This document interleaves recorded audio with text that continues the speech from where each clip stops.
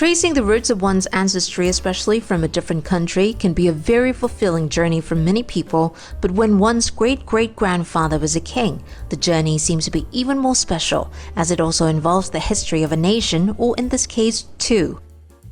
ท่านผู้หญิงสิริกิติยา Jensen, a niece of King Rama X and a great-great-granddaughter of King Chulalongkorn, also known as King Rama V, visited Norway for the first time in 2019 for a project to bring to life the king's trip to the Nordic country in 1907 as part of His Majesty's second European tour.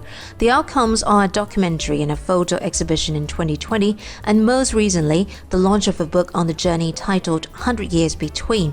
I had an opportunity to interview ท่านผู้หญิงสิริกิติยา who is a curator, a history graduate, and a photography enthusiast, about the book and her 11-day journey following her acceptance of an invitation to join the Ministry of Foreign Affairs Cultural Project. Well, this project was quite interesting because it happened by chance. We want you to go to Norway for 2 weeks, less than 2 weeks, and follow in his footsteps. A lot of it started from Bangkok, where I wanted an idea of why he went. So I talked to a lot of historians. A lot of it was trying to keep the independence of Thailand when there was a threat of colonialism. He went for multiple reasons, including to test himself in terms of the climate and everything.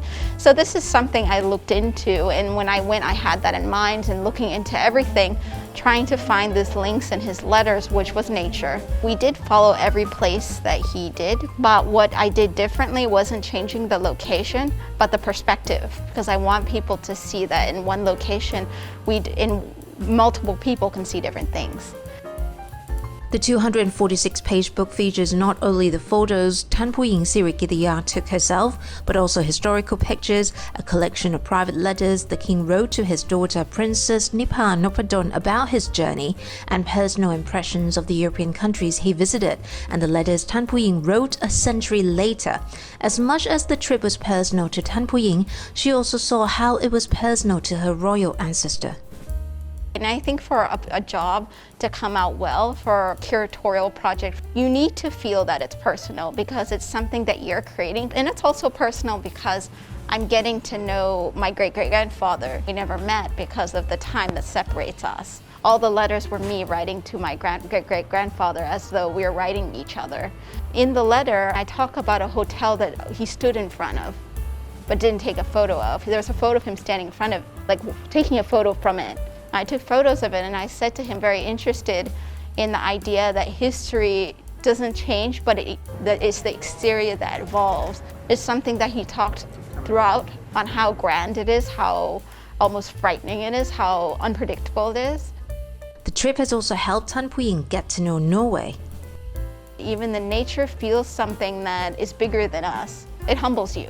A lot of people were very sincere, very honest, and they were very frank. When you talk to a Norwegian, I felt like within 10 minutes you feel close.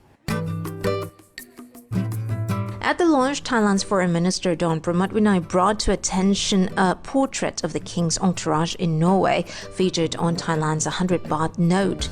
I also had a chance to talk to the ambassador of Norway to Thailand, who took part in the launch, about what the project means to Thai-Norwegian relations and what the current key areas of cooperation are. I think it's very important to keep this fascinating story and this history alive. It is an extremely important part of our relationship, and Norway is also a kingdom, of course, and the relationship between the two kingdoms, that it has been this strong all the way through since 1905 is also a very good story to new generations, so they understand how important one person, a visionary person, can be. You know, it is still astonishing what he achieved and the ideas he brought back to Thailand, and how important those ideas still are. With about 25,000 Thais living in Norway and 5,000 Norwegians in Thailand, the ambassador said the ties at the individual level are very strong.